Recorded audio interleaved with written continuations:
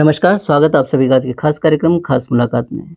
आज हमारे साथ स्टूडियो मौजूद हैं अखिल भारतीय जांगीर ब्राह्मण महासभा प्रदेश सभा राजस्थान के युवा प्रकोष्ठ के अध्यक्ष श्री धर्मवीर जांगीर जी। नमस्कार, स्वागत है आपका हमारे स्टूडियो में।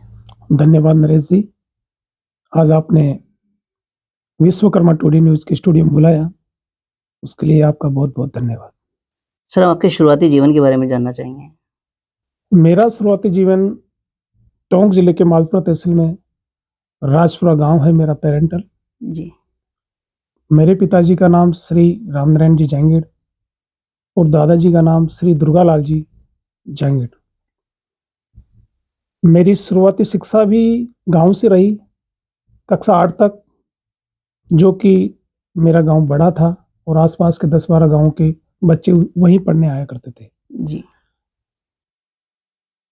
97 में मैं जयपुर आया और आगे की शिक्षा मैंने जयपुर से ली। बहुत बढ़िया। तो शिक्षा के बारे में पूरा बताएं आप। शिक्षा के बारे में 8th क्लास के बाद मुझे लगा और पिताजी ने कहा कि नहीं, तू जयपुर चलेगा। जी। तो हालांकि मुझे कुछ यहाँ आने पे अच्छा नहीं लगा, क्योंकि वहाँ के जो मेरे अपने गांव के दोस्त थे उन सबसे दूर होना मुझे अच्छा नहीं लगा और मैं 1 साल के बाद ही बिना पिताजी को बताए मैं यहाँ से स्कूल से टीसी कटवा के वापस गांव चला गया। अच्छा। उसका पिताजी को बहुत बुरा लगा, लेकिन क्या कि मैं उस समय समझ नहीं पाया था कि मुझे करना क्या चाहिए। जी। लेकिन जब मुझे समझ में आया कि नहीं, अब मैंने गलत डिसीजन लिया, तो फिर मैं वापस आया और मैंने पढ़ाई स्टार्ट वापस उसी स्कूल में एडमिशन लिया। जी। और पढ़ाई के साथ-साथ मैंने 10th क्लास में काम भी स्टार्ट कर दिया था। अच्छा, मतलब 10वीं के साथ हाँ, पढ़ाई के 10वीं साथ-साथ क्लास आपने में, काम शुरू क्योंकि पिताजी ने कंडीशन रख दी थी कि अब अगर तू डिसीजन ले रहा है तो तू तेरे हिसाब से ही काम करेगा। बहुत बढ़िया। पढ़ाई करनी है जी। या तेरा भविष्य क्या करना है। तो फिर मैंने लक्ष्य निर्धारित किया कि नहीं, मुझे काम के साथ-साथ मुझे पढ़ाई भी करनी है। तो पढ़ाई कहाँ तक कंटिन्यू करी आपने? तक इसमें Rawat senior secondary school Vivek Vihar में की है जी। और उसके साथ-साथ ही मैंने जयपुर दरबार सिटी पैलेस में मैंने कॉन्ट्रैक्ट का काम चालू कर दिया था। उसमें पेंट से लेके फर्नीचर, इंटीरियर सारा काम मैं देखता था और रेगुलर मेरा 9 साल ठेकेदारी का काम वहीं रहा। जी। इसके अलावा मेरे एरिया से मैं पहला व्यक्ति था जिसने आरएसटी सीएसटी नंबर लेके गवर्नमेंट के कॉन्ट्रैक्ट लेना स्टार्ट किया। बहुत बढ़िया। और मैं राजस्थान के बाहर भी गया, जैसे मोहाली स्टेडियम पंजाब में मैंने काम किया।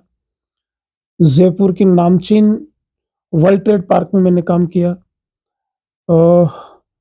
जो महारानी कॉलेज है, इधर राफेल्स यूनिवर्सिटी जो निमराना में बनी, उसका पूरा काम मैंने किया इंटीरियर का। अच्छा। और कलर से लेके फर्नीचर, इंटीरियर, मूड कोर्ट वगैरह सब मैंने तैयार किए। बहुत बढ़िया।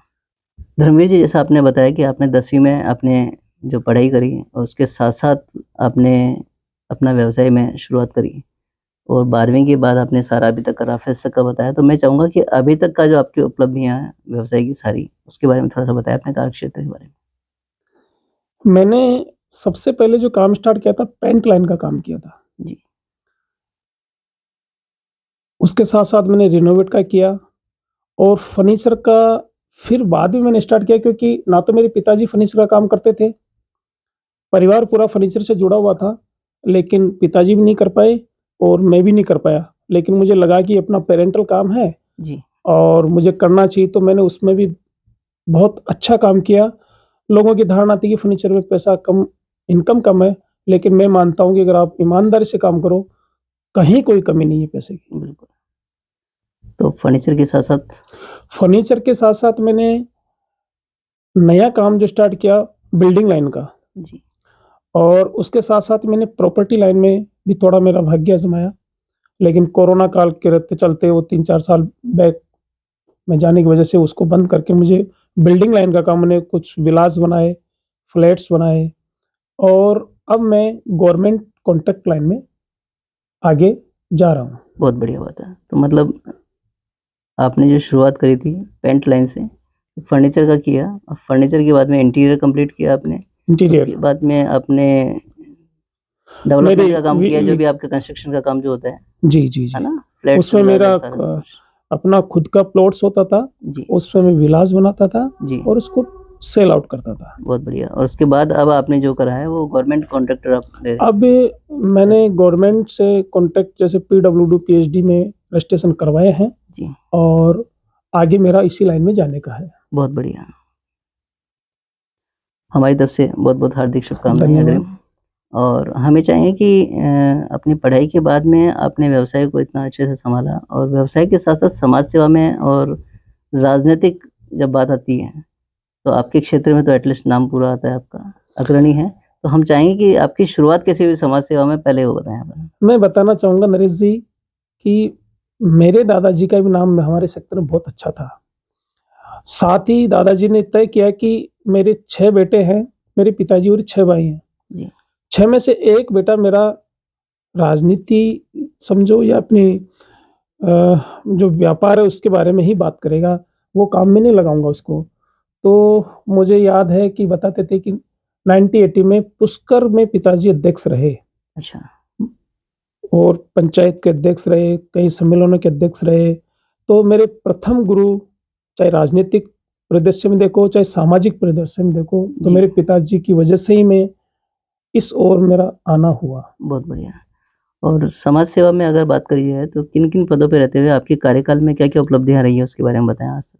मैं जयपुर जिलाध्यक्ष रहते हुए युवा पहला ब्लड डोनेशन कैंप लगाया जी, और मैं आपको बताते हुए बड़े हर्ष के साथ बताना चाह रहा हूँ कि इतना अच्छा रहा वो, समाज का इतना अच्छा रिस्पॉन्स मिला कि पहली बार 250 से ज़्यादा यूनिट हमने इकट्ठे किए और उस समय हमारे प्रदेश अध्यक्ष श्रीमान कांति प्रसाद जी टाइगर साहब थे।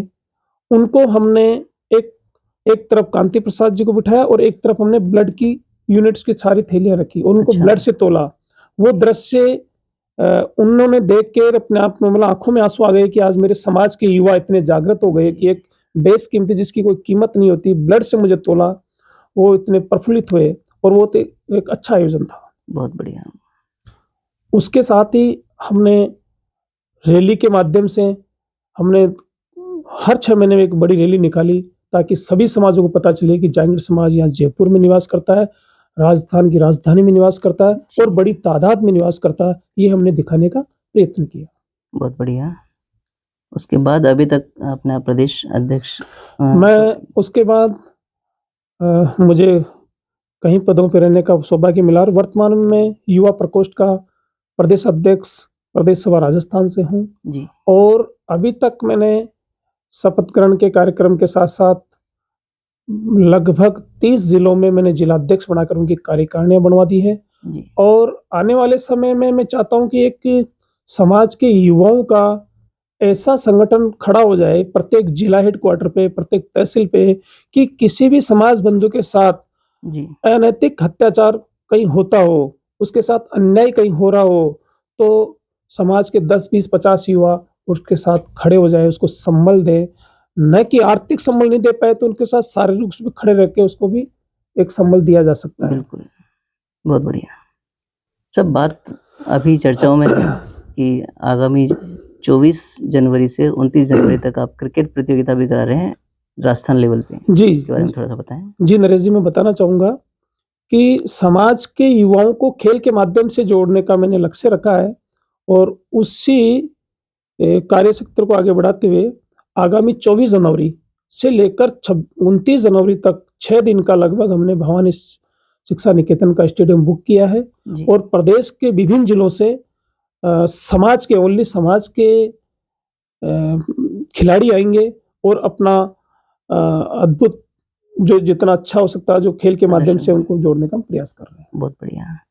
तो मैं इसके बारे में थोड़ी-सी डिटेल्ड जानकारी और एक मैं चाहूँगा कि नरेश जी आपके स्टूडियो और आपके चैनल के माध्यम से समाज के लोगों को पता चले कि युवा प्रकोष्ठ अखिल भारतीय जागीर ब्राह्मण महासभा प्रदेश सभा राजस्थान के तत्वाधान में युवा प्रकोष्ठ के द्वारा ये जो प्रतियोगिता का आयोजन किया जा रहा है, जी, इसमें ज़्यादा से ज़्यादा संख्या में समाज बंधु भी आए और उन खिलाड़ियों का हौसला बढ़ाने का काम करें। बिल्कुल। ज़रूर सर, कोशिश हमारी पूरी रहेगी। जी। बहुत बढ़िया। धर्मवीर जी, जब बात आई है कि समाज की, समाज में आपका जुड़ाव और समाज में आप युवा प्रकोष्ठ के अध्यक्ष पद पर अभी अपनी सेवाएँ दे रहे हैं और बहुत ही अच्छा और ईमानदारी से काम कर रहे हैं। तो हम इसके साथ-साथ राजनीति में भी आपका नाम है। तो हम चाहेंगे कि राजनीति के बारे में थोड़ा-सा अपना बताएँ कि क्या जी, नरेश जी मैं बताना चाहूँगा नरेश जी, 2013 में मैंने समाज के साथ-साथ में राजनीति में जाने का एक लक्ष्य निर्धारित किया।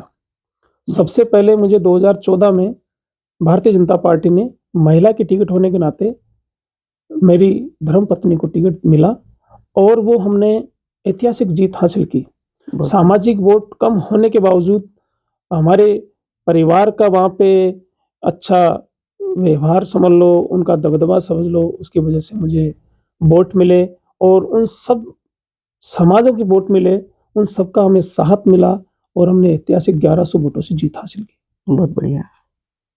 उसके बाद 2018 में फिर दूसरा टिकट मुझे मिला, लेकिन मेरे सामने जो कैंडिडेट था, वो एमएलए कैडर का था, वर्तमान में उप प्रधान था, पूर्व प्रधान रह चुका और व्यापारिक दृष्टि से भी बहुत आगे था और जातिगत दृष्टि से देखा जाए तो उसके समाज के वोट हमारी विधानसभा में दूसरे नंबर पे आने वाले हैं, इसलिए वो मेरे से 400 वोटों से उसने जीता और आने वाले चुनाव में मैं खुद भाग्य आज़माने की कोशिश में हूँ। बहुत बढ़िया, इसके लिए भी हमारी अग्रिम शुभकामनाएँ। जी।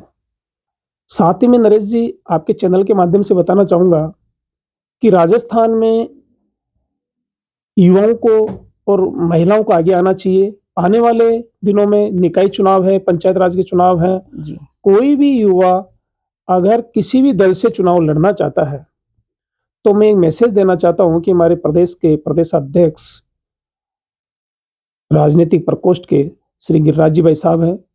उन्होंने मुझे कहा है कि जो लड़ना चाहता है उनकी आप डिटेल दीजिए। हम उनके लिए यहाँ पे दोनों पार्टियों के प्रदेशाध्यक्षों से और बड़े पदाधिकारियों से मिलेंगे और अपनी माँग रखेंगे। बहुत बढ़िया। जी। सर बात आती है अपने समाज के बारे में, तो समाज के नाम आप क्या संदेश देना चाहेंगे? समाज के नाम में संदेश देना चाहूँगा कि युवाओं को नरेश जी मैं बताना चाहूँगा कि जो समाज में आज के समय में भी चल रहा है, मैं जहाँ भी जाता हूँ और मेरा लगभग सभी जगह सभी आयोजनों में जाना होता है। माननीय प्रदेशाध्यक्ष जी के साथ में, कार्यकारी प्रदेशाध्यक्ष गजानन जी के साथ में और सभी के साथ मेरा जाना होता है। तो मैं देखता हूँ कि प्रत्येक जगह पे कहीं 2 गुट है, कहीं 3 गुट है, कहीं 4 गुट है। तो ये बिल्कुल ही किसी भी दृष्टि से ठीक नहीं है। मैं चाहूँगा कि जो व्यक्तियों ने गुट बना रखे हैं या जो विपक्ष के अपने आप को विपक्ष का मानते हैं, उनकी क्या समस्याएँ हैं, वो वर्तमान में जो पदाधिकारी उनको बताएँ। अगर वो निवारण नहीं कर पाते हैं, तो वो आगे की बात है। लेकिन बताने से पहले वो अपने आप को विपक्ष समझ ले और आपसे टाँग खिंचाई करे, ये किसी भी परिस्थिति में ठीक नहीं है। बिल्कुल। इससे समाज जुड़ने के बजाय टूटने की ओर जाएगा जी, और संगठन कमज़ोर होता है, तो वो ठीक नहीं है। मतलब पक्ष हो चाहे विपक्ष हो, अगर ऐसा समझते हैं आपस में, तो शायद बैठ के उसका सॉल्यूशन निकालें, कुछ वो वाली बात करना चाह रहे हैं। 100% उसका निराकरण हो सकता है। बिल्कुल, आवश्यकता है तो उनको एक पटल पे आने की है, जो किसी न किसी को शुरुआत करनी पड़ेगी। जी, जी, बहुत बढ़िया। धन्यवाद। सर बात आती है आप युवा हैं, तो 2 शब्द हम चाहेंगे युवाओं के नाम पे भी आप बताएँ। मैं बताना चाहूँगा कि आज के परिदृश्य में युवाओं को मेरा विशेष आग्रह है, नशा और भटकाव से निकलकर, नकारात्मकता से निकलकर अपनी ऊर्जा को समाज को संगठित कैसे किया जा सके उसमें लगाकर और साथ ही मैं बताना चाहूँगा कि आजकल जो नरेश जी इंटरकास्ट मैरिज हो रही है, जी, ये भी कहीं न कहीं समाज को बहुत जोड़ने की ओर नहीं ले जाकर तोड़ने का काम बिगड़ने कर का काम रही कर है। रही है। तो कहीं न कहीं मुझे लगता है कि संस्कारों का अभाव है जी, और जो परिवार संयुक्त परिवार से एकल परिवार की ओर जा रहे हैं, वो भी ठीक नहीं है। हमें संस्कार हित होना बहुत आवश्यक है। जी, साथ ही मैं बताना चाहूँगा कि महिलाओं की भागीदारी के बिना भी किसी समाज का उत्थान नहीं हो सकता। उत्थान नहीं हो सकता। बिल्कुल, इसलिए चाहूँगा कि महिलाओं की भागीदारी भी बराबर की हो और उनका मान-सम्मान और सुरक्षा सुनिश्चित करके उनको एक ऐसा मंच और प्लेटफ़ॉर्म समाज के द्वारा दिया जाना चाहिए। जो कि शायद अभी शुरुआत हुई है। जो कि आज के परिदृश्य में देखा जाए तो प्रदेश अध्यक्ष श्रीमान घनश्याम जी पंवार साहब के नेतृत्व में महिला प्रकोष्ठ की प्रदेश अध्यक्ष डॉक्टर श्रीमती रेणु जी के नेतृत्व में पूरे प्रदेश में महिलाओं का जो संगठन एक अच्छा तैयार उन्होंने किया है। मैं उन्हें बहुत-बहुत धन्यवाद देना चाहूँगा कि उन्होंने पूरे प्रदेश में प्रत्येक जिले में अब एक महिला प्रकोष्ठ की एक मजबूत टीम खड़ी की है, जो कि बहुत धन्यवाद के पात्र हूँ अपने आप में। जी, बहुत बढ़िया। धर्मवीर जी, जैसे अपन सारी अपने बातें कर ली हैं, थोड़ा-सा अपन अब पर्सनल बात करते हैं कि मेरे हिसाब से शायद आप 40 से अबव हो चुके हैं। जी। तो 40 से अबव होने तक का अभी तक का आपका अनुभव, सफ़र कैसा रहा है? उसके बारे में, दूसरा अपना शौक अपने कोई है, कुछ हॉबी आपकी है, अपनी अभिरुचि है जिसमें, उसके बारे में थोड़ा-सा दर्शकों को बताएँ? नरेश जी, मैं बताना चाहूँगा कि मुझे घूमना बहुत पसंद है, बहुत शुरू बढ़िया। से। और उस घूमने के लिए भी मुझे बहाने बनाने पड़ते थे। रीज़न कि मुझे सोलो राइड या बाइक राइड का इतना बड़ा शौक था और पापा जी मुझे जाने नहीं देते थे। तो मैं बहाना बनाता था, हिल स्टेशन पे कैसे जाऊँ? तो अमरनाथ यात्रा से जोड़ते हुए कि मैं भगवान अमरनाथ जी की यात्रा में जा रहा हूँ और पिताजी तो मेरे पास होते नहीं थे कि वो उनकी सर्विस रामगढ़ में थी और मैं यहाँ रहता था। तो बाइक से मैं लेह, लद्दाख, कुल्लू मनाली वाला पूरा हिल्स एरिया करके तो एवरी ईयर जाता और उनकी फ़ोटोज़ जयपुर वापस आने के बाद सोशल मीडिया में अपलोड करता, तब पिताजी को पता चलता, "अरे! तू कहाँ गया था?" तो बहुत मैं बताता नहीं, "पापा जी, मैं अमरनाथ यात्रा गया था।" लेकिन ये सारा रास्ते में था, जबकि वो डिफ़िकल्ट इतने कठिन रास्ते हुआ करते थे। जी, जी। आज तो बहुत अच्छी रोडें हो गई जी, और दुनिया के लोगों का एक सपना होता है कि मैं दुनिया की सबसे ऊँची सड़क पे सफ़र करूँ। जी। तो एक मेरा एडिशन छपा था भास्कर के देश-विदेश के पेज पे, आधे पेज का। अच्छा। उस पे आया था कि दुनिया की सबसे ऊँची सड़क पे सफ़र, जयपुर के युवाओं में उसका फ़ोटो सहित मेरा धर्मवीर जांगड़ी के नाम से जी, छपा था। जी, तो दुनिया की सबसे ऊँची सड़कें जी। तीनों मोटरेबल हाईएस्ट मोटरेबल रोड है, अच्छा, इंडिया में है और उस पे लोगों का एक सपना होता है एक बार जाने का। मैंने 11 बार वहाँ पहुँचा हूँ और उस हुँ, दुनिया की सबसे ऊँची सड़क पे मैंने यहाँ जयपुर से जांगीड़ समाज का हुँ। अखिल भारतीय जांगीड़ ब्राह्मण महासभा का एक बड़ा फ्लेक्स तैयार करवा के वहाँ पे परमानेंट गाड़ के आया हूँ इंडियन आर्मी की परमिशन लेके। दुनिया की हाईएस्ट मोटरेबल हाईएस्ट रोड पे मोटिवेबल। जिसके फ़ोटोज़ भी मेरे पास बहुत सालों में बढ़िया। है। तो क्या किस तरह की तकलीफ़ें आपको लगी उसमें? रास्ते बड़े कठिन होते थे, स्नोफॉल हो जाता था, बारिश हो जाती थी, लैंडस्लाइड हो जाता तो हमें रात-रात भर 2-2 रात भर वहाँ रुकना पड़ता था उन पहाड़ों में। जी, तो उन सबकी कोई चिंता नहीं होती थी। एक जुनून सवार था कि जाना घूमना है, है, यहाँ जाना है। चलना है, ये अचीवमेंट हासिल करना है। बिल्कुल। साथ ही धार्मिक यात्राएँ भी मैंने बहुत की है।